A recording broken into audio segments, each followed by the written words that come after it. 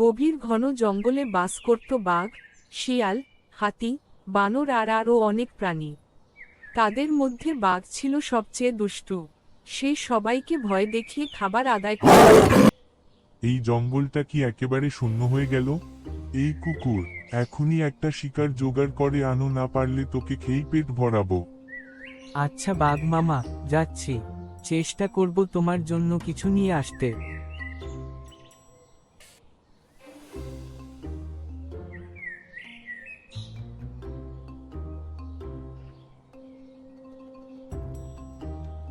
এই শিয়াল, আমায় শিকার এনে দে, না হলে তোকে খাবো।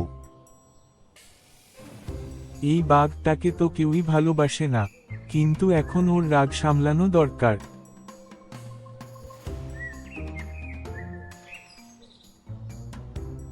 শিয়াল একটা শিকার এনে দিল।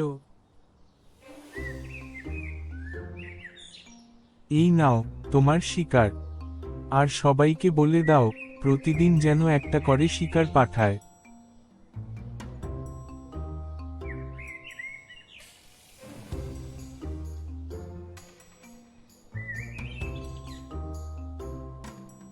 তুই তো বলেছিলি রোজ শিকার পাঠাবি, কিন্তু এখনো কেউ আসেনি।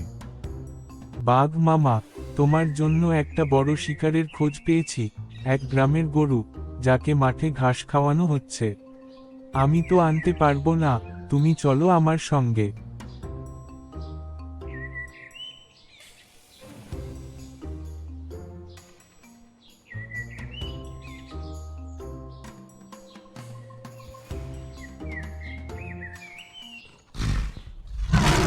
ও বাঘ মামা, আমাকে খাবে বুঝি? কিন্তু এখন খেলে বড় ভুল করবে। ভুল? কেন? দেখো, আমার গলায় দড়ি বাঁধা, ঘাস খেতে পারি না, শরীরেও তেমন মাংস নেই। আমাকে দড়ি খুলে দাও, আমি মজে খেয়ে মোটা হয়ে যাই। পরে খাবে মামা। বেশ বলেছিস, ঠিক আছে, আমি বিকেলে এসে তোকে খাবো, খাও।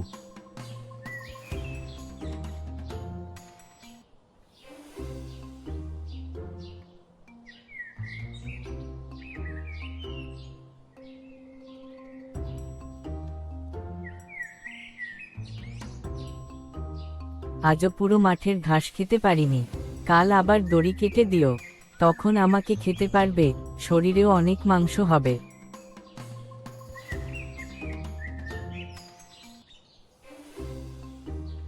এই যে, এই গাছটার নিচে সামান্য ঘাস বাকি, ওটা খেয়ে নিই।